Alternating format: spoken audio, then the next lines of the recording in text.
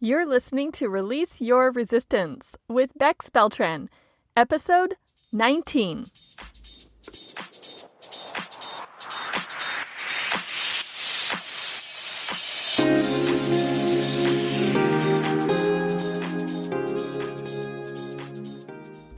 Welcome to Release Your Resistance. This is Bex.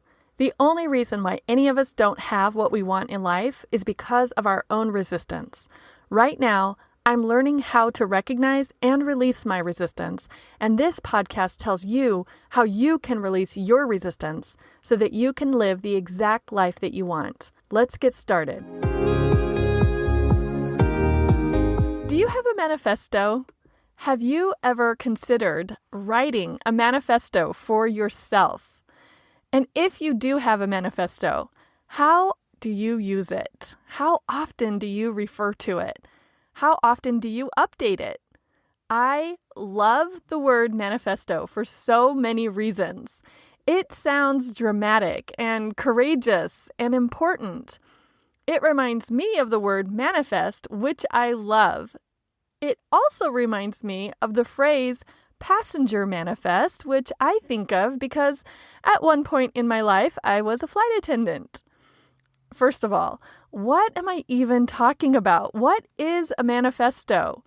According to Merriam-Webster, it is a written statement declaring publicly the intentions, motives, or views of its issuer. So, if you were to write a manifesto for yourself, you would be the issuer, and what you wrote would be the statement of your intentions and motives. I don't know that the written form of it needs to be publicly shared in its entirety, but I do think that you are a walking, talking declaration of your own manifesto. In fact, I think you already are, even if you haven't written your manifesto yet. You are a walking, talking, public declaration of what you think and believe about yourself. You are demonstrating your intentions, motives, and views to yourself and to the world with what you say and do. And if that's true, doesn't it make sense to be intentional about your manifesto? To know what your intentions, motives, and views are? Do you already know what they are or what you want them to be? And if you don't know what they are or what you want them to be, then who or how was your current walking, talking public declaration decided for you? Let's do an experiment. Mentally look at yourself from the outside as if you didn't know yourself. Look at yourself as if you were looking at a stranger. Think about what you said and did yesterday. How did you spend your energy, your time, your money yesterday? What did you think about throughout the last 24 hours? How did you show up? If you are observing yourself as if you didn't know you, whatever you are observing implies your motives, your views, and your intention. Because that is how you are showing up publicly. So interesting, right? When you think about how you showed up yesterday, does that observation line up with the life that you want to create for yourself? With who you want to be? If not, what's missing? What could change to better align? If parts or all of how you showed up during the last 24 hours does align with the life that you are intentionally creating for yourself, then what is working for you? What's already currently in perfect alignment? This is so valuable to notice, to have awareness around. So take note of what is working for you. Like literally, I think you should write it down so you can see it for yourself in writing. I realize that sometimes the word manifesto can have some sinister connotations, like maybe a terrorist group would have a manifesto, or I can imagine that a crazy serial killer would come up with a manifesto full of demands and expectations for the world and society. But I am inviting you to ignore that imagery and replace it with something more empowering and helpful. I did this for myself almost by accident. And once I did, I was completely in love with the concept. It has given me so much clarity. My manifesto is my way of telling myself what I will make happen, what will show up for me, and what's on board for me, just like a passenger manifest on an aircraft. My manifesto is what I will bring into existence for myself, what I already am bringing into existence. It's how I have decided to show up. My manifesto is literally what I am manifesting for myself. It is direction for what I am attracting to my life and what I will expect to show up in my life. Just like how in medicine, when symptoms show up, we say that the symptoms manifest. Before I had a manifesto, I was searching for a purpose. My intuition knew that I would find my purpose and knew it would guide me, but it took me a while to actually work through my own resistance and get to my purpose. And here's a perfect time to pause to check in. When you hear me talking about having a manifesto and manifesting the life you want for yourself, do you notice any resistance coming up for you? Does this all sound woo and wishy-washy? Or maybe this makes perfect sense and you are totally tracking with me. Just notice what you think about this topic. And if you're willing, please tell me later. I do want to know. Let's talk about what's the opposite of a manifesto. Let's look at the spectrum from extreme yet vague down to the ordinary yet personal. On the extreme end, imagine a terrorist group that didn't have a manifesto. The terrorists wouldn't have a cohesive, unified set of beliefs about who they hated or why they wanted to terrorize and how they would cause destruction, right? Not very effective. And now getting ordinary but extremely personal about you. If you don't have a manifesto yet, do you know what you want to bring into being for yourself? Have you decided how you always want to show up? Do you know what you are attracting into your life with your current day-to-day thoughts, emotions, and actions? And maybe as I ask you this question, some immediate responses do jump into your mind, and they sound great. For example, maybe you're thinking, well, I want to show up as kind. My purpose in life is to help other people. Amazing. Beautiful.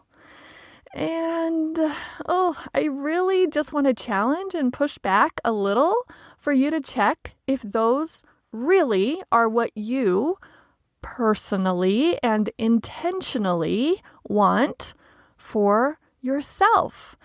I am not saying anything is wrong with them. Like I said, being kind and helping others sounds amazing and beautiful. But when I hear those types of responses, I really wonder if they are personally considered authentic answers, or are they just the right answers that we have all been socialized to think? If you realize that those really are just nice answers, but not really your specific personal answers, you have permission right now to drop those answers, or at least deprioritize them, and come up with the right answers for you. So, in case you are considering dropping a set of standard socialized answers that you've been thinking for a long time just because that's what you learned that you were supposed to think, go ahead, clear your mind, and I'll ask you again. And just listen for your personal answer that you want to give for yourself. Have you decided how you always want to show up? Do you know what you want to attract into your life. And don't worry if you're not getting an answer just yet, or if it's a repeat of what you got when I just asked you the first time. This can be a process. This doesn't need to be forced or hurried. I don't expect you to be able to just change your answer in the middle of a podcast. When I think of Manifesto, I think of the beginning of the 90s movie, Jerry Maguire. Obviously, the best thing about that movie was that it gave us the line, "You had me at hello." But the movie started with Jerry having this existential experience or awakening that caused him to come up with this thing that caused him to leave his default path. And he ended up in a successful business of his own, and he found his soulmate. He said, "It was the me I always wanted to be." His manifesto was called "The Things We Think and Do Not Say, the Future of Our Business." That's Hollywood, of course. And isn't it so interesting that in the last episode of this podcast, I was talking about comparing your life to a character in a movie?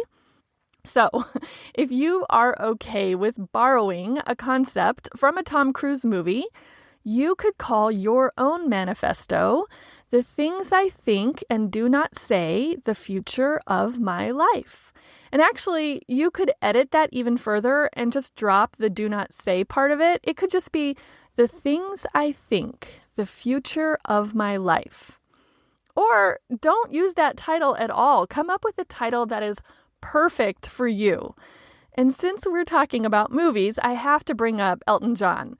In 2019, the movie Rocketman came out, and there's a line in that movie where he says, "You gotta kill the person you were born to be in order to become the person you want to be."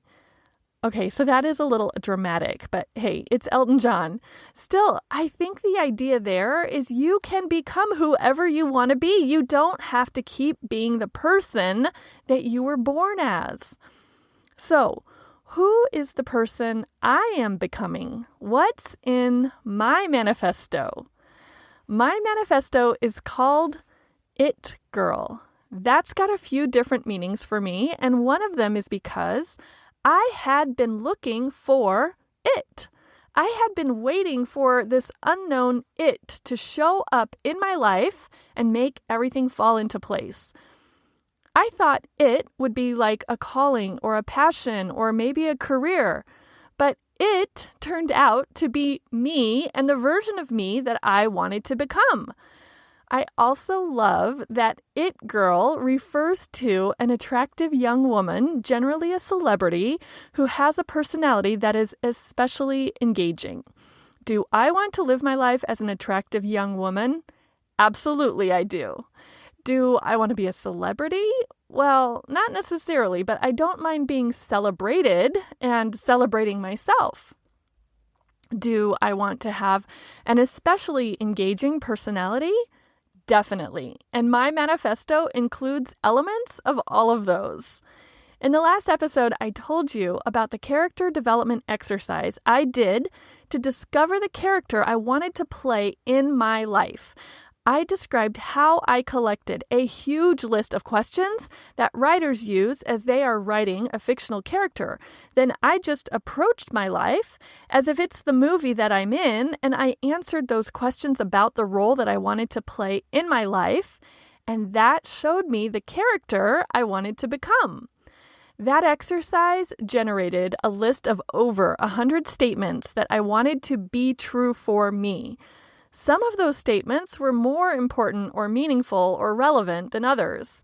I wrote out all the statements in paragraph form, grouping relevant statements together, editing and wordsmithing as I went. I left out the statements that were unremarkable or that didn't really need any reinforcement. As I edited and moved sentences around and changed a word here or there, I also filled in any gaps or made things more concise. And that left me with about 13 paragraphs or about 1,300 words. I kept it in a note in my Evernote app so I can read it whenever I want. I used the statements and concepts in it to refresh my vision board. But that wasn't the true manifesto yet. A few months later, I edited this long piece of writing down even further with even more confident declarative statements and shorter paragraphs and just under 500 words. I formatted it and I aligned the sentences and paragraphs and I printed it out on bright yellow paper and pasted it into the front cover of my journal. And that's when it became my manifesto. I love reading my manifesto to myself and thinking about it and believing it and getting excited for it to be 100% true. It already is in my mind. And throughout my normal day, I will catch glimpses of how the manifesto is actually true in real life, how I am manifesting my manifesto. My manifesto is like my personal, intentional, pre-decided set of beliefs about myself and my life that I regularly and repeatedly tell to my brain. That way, if my brain offers me a thought that doesn't align with my manifesto, it sticks out and I can more easily notice it or question it. I love pulling individual lines or phrases out of my manifesto to use as mantras or reminders. I love noticing when people quote my manifesto back to me and they don't even know it. When people tell me that they love hearing what I have to say or tell me that I have a natural talent for teaching, I get such a charge because those are almost direct quotes from my manifesto.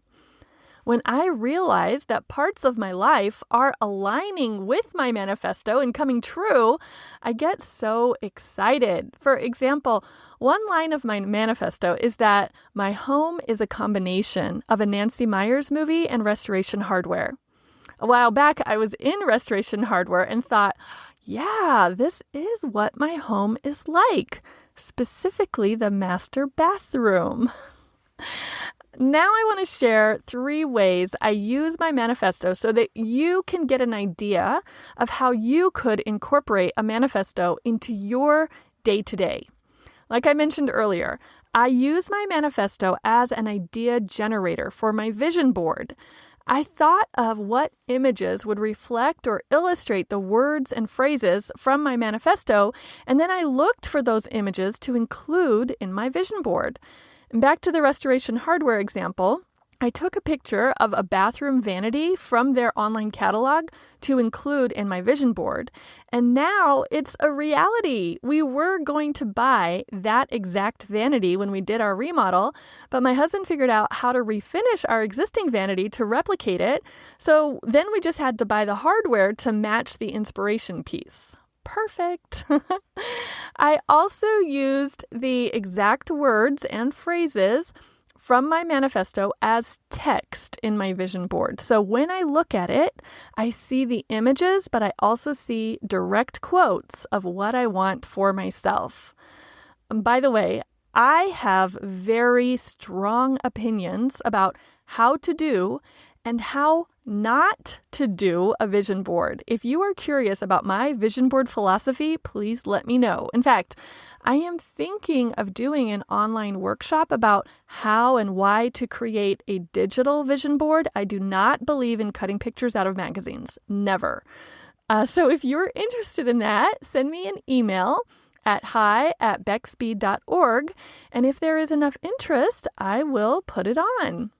A second way that I incorporate my manifesto into my day-to-day is that I sometimes use it as an inspirational reading during my morning ritual, just to remind myself of it and notice how my perspective has changed about what I have and what I will have and what I already have. And this is a beautiful, inspirational reminder. And if you don't take anything else away from this episode, I hope you will consider implementing this idea for yourself, really. Write your manifesto, then read it to yourself occasionally. It is so powerful. I also like to write my manifesto out by hand into my journal every once in a while. And this is the third way you can reinforce it for yourself. And maybe further edit it or add to it or put the emphasis on a different word or phrase or section. And the bonus to this exercise is that when I'm flipping through what I've previously written in my journal, I'll occasionally find my manifesto written out in the middle of my writing, and that prompts me to reread it when I wasn't specifically looking for it. And that just reinforces it to me even further. What do you think? Am I missing a way I could use my manifesto? Do you have a manifesto, and do you use yours differently than how I've described mine? Or is this whole concept new to you? What do you think? Are you ready to write your manifesto? It might be interesting for you just to write down the answers to the questions I mentioned at the beginning of this episode. Think about what you said and did yesterday. How did you spend your energy, your time, your money? What did you think about throughout the last 24 hours? How did you show up? Write those answers out for yourself to see the maybe default manifesto that you've currently issued to yourself and to the world, and then decide if that's how you want to show up, if those are the intentions and motives that you want to live by. Hopefully, I have converted you to the idea of writing an intentional manifesto for yourself and referring to it regularly. And now I want to hear your thoughts and your reactions. Send me an email at hi@bexb.org or leave me a comment in the show notes for this episode at bexb.org/manifesto. This week, if you're on my email list, I sent you an excerpt of my manifesto because you're one of my favorites. So you can read a little segment of this amazing piece of writing that guides me in my life. And hopefully it will inspire you to write your own or revisit yours if you've already written one. If you're not on my email list yet, make sure that you join at bexb.org/favorites so that you don't miss the fun extras that I send to my favorite people. And next week, I will be talking about what I learned from a character called Mr. Money Mustache. Sounds crazy, right?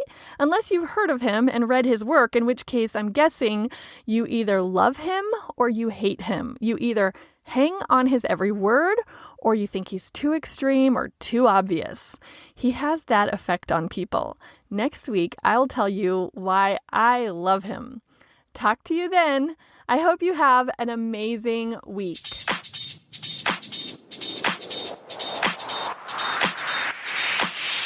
This has been Release Your Resistance.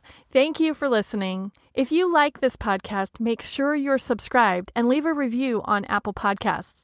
Also, think about someone who you know who would love this episode and share it with them. There should be a share button on your app if you're listening to this on your phone. If you'd like to continue this conversation one-on-one or in real time, come visit me on my site at bexb.org to see how we can work together.